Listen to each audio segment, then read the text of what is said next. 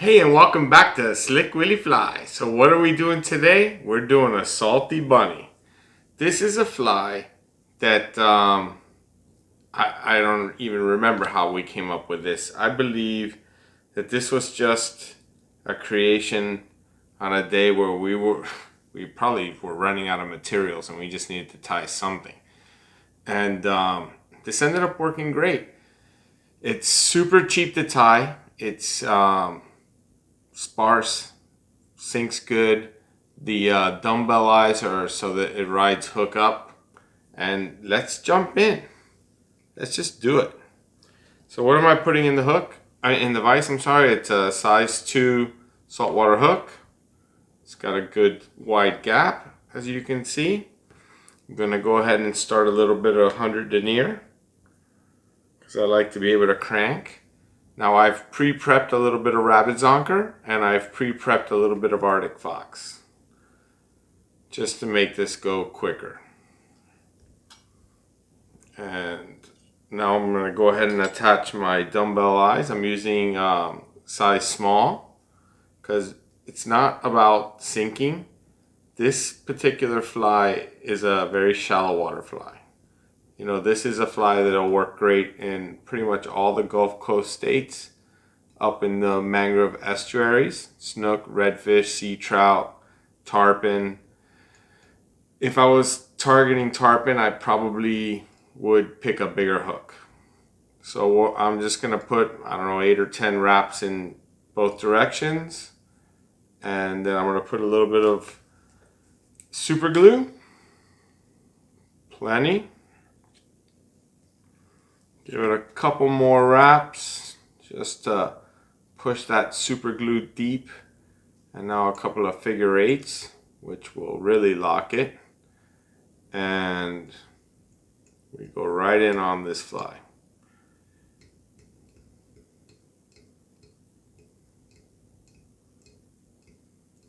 Okay, so the first thing I'm going to do is I'm going to go ahead and actually put a little ball of chenille. And the little ball of chenille, all it's really doing is it's helping me keep the tail, the rabbit zonker, sitting in the way I want it. It helps keep the rabbit zonker in its right place. So I just exposed the thread.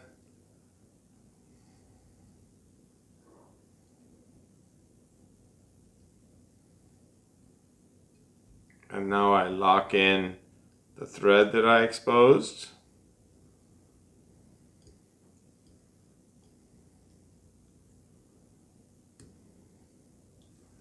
And I'm going to go ahead and wrap in the same direction as the thread. And I'm just going to give this, I don't know, 3, 4, 5 turns. It doesn't really matter. That's plenty. And I'm going to go ahead and lock this in.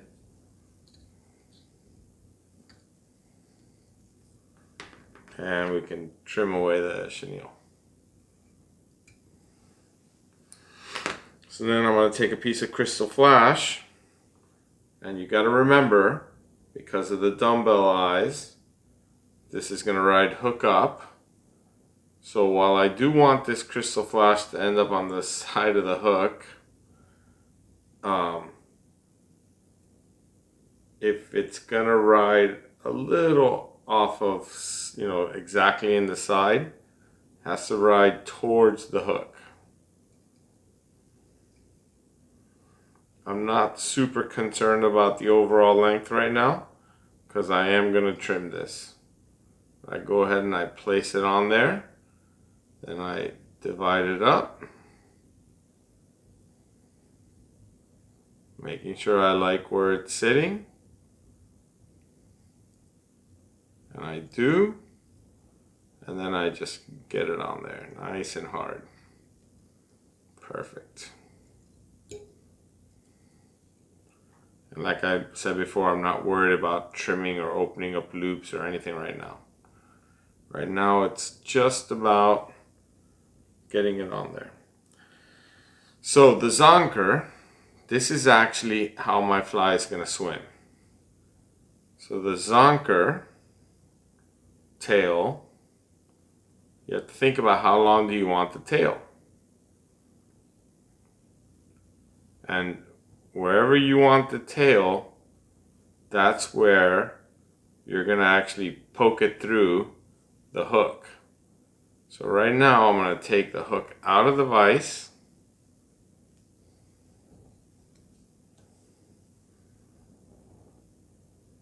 I have it marked with my finger, and I'm going to go ahead and poke it through.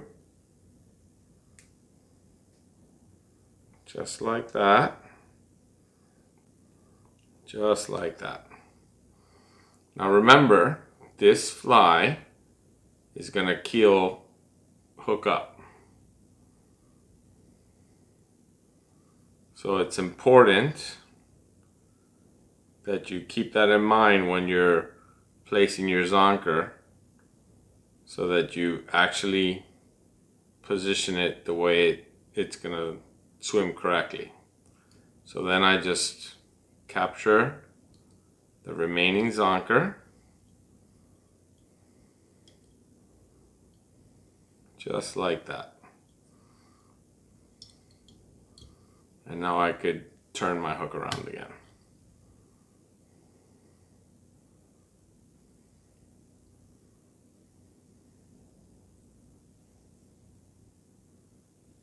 Simple enough. And now I could actually trim this crystal flash, because I don't really want the crystal flash to be as long as the Zonker.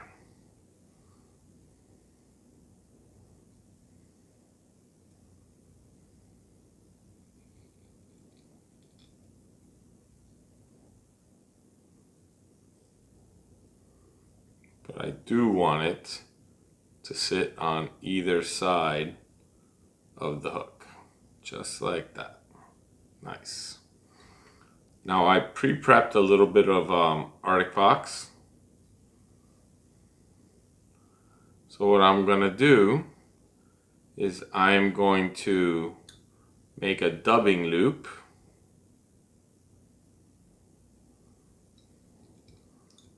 You know, anytime I can make a dubbing loop to attach any kind of body material, I just prefer it. I think that the usage of a dubbing loop really makes the material lock in really well. So I pre-prepped a little bit of Arctic Fox, and when you do this, you just have to take your time and be careful. But this is such a great fly. I mean, it's basically Zonker and Arctic Fox are the main ingredients.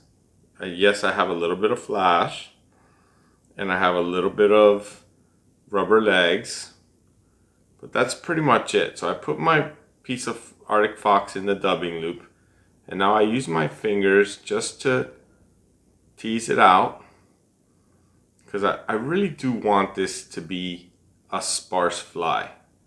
So you can see, I don't know how well you can see it. I'm going to try to show it to you here. You can see how I've, just sparsed this out. I've just spread out the Arctic Fox in this dubbing loop. And now what I'm going to do is spin it up.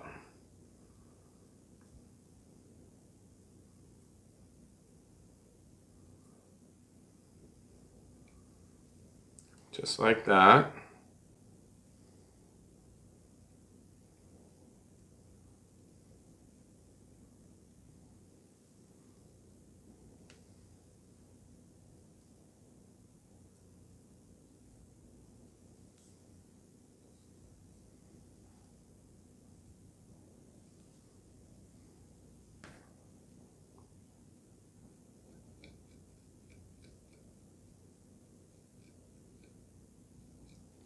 It's plenty of fibers on here.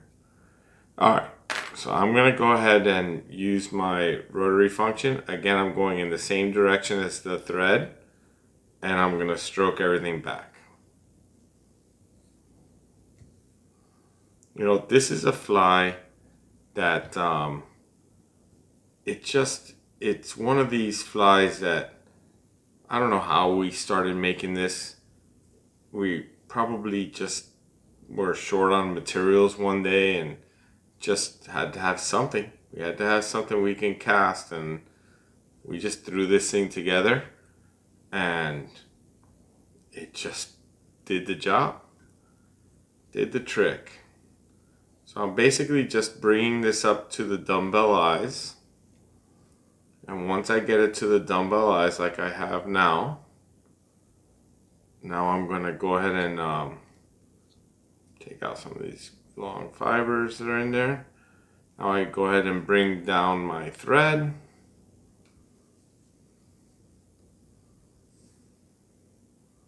And I'm going to go under the dumbbell eyes and I'm going to capture that loop. Just like that, right behind the eyes.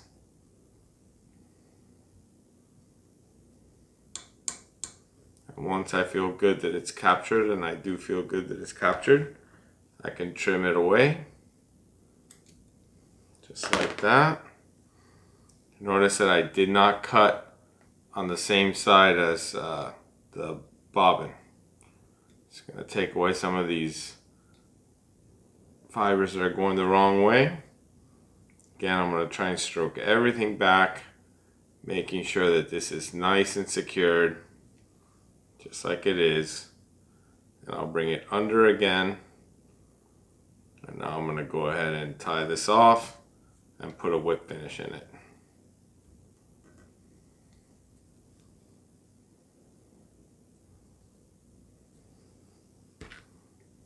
And basically the fly is done. I'm going to use a little bit of UV resin on the knot just to make it a little bit more bulletproof. But before I do that, I'm going to take a needle and I'm going to make sure that I free anything that might still be trapped.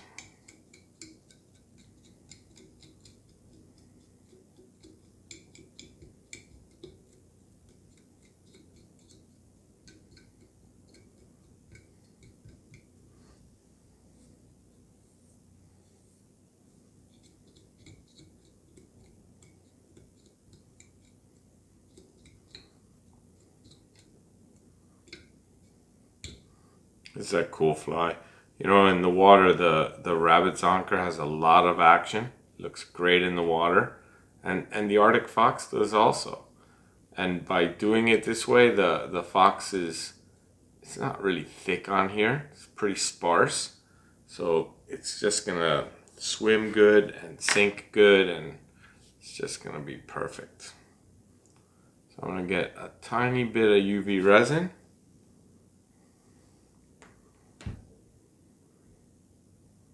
I'll make this clean.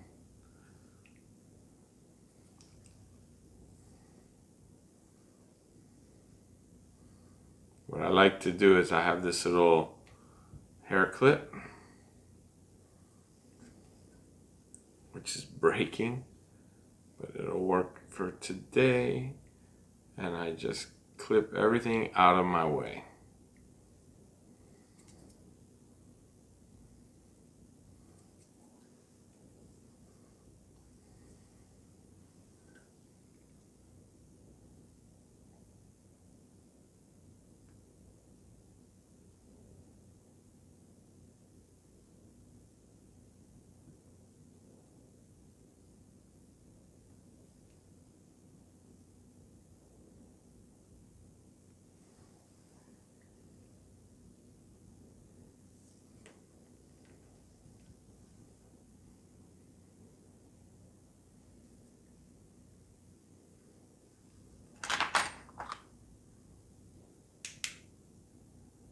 Got a couple of wild hairs. I'll trim that up.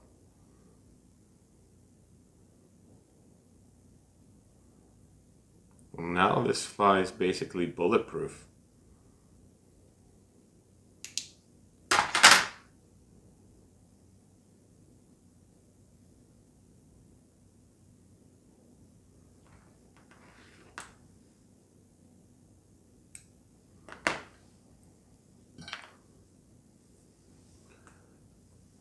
So this fly,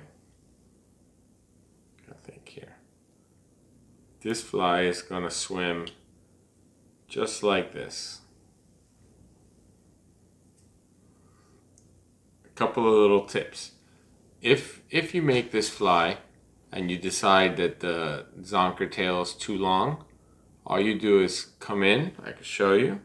Say I think this zonker tail is too long. I just carefully come in, only taking the skin, and you trim off a little tiny piece of the skin, and you still have a nice looking natural tail, but now it's not quite as long. Anything that you see in with the fox that you think is too long, you just basically pinch and rip.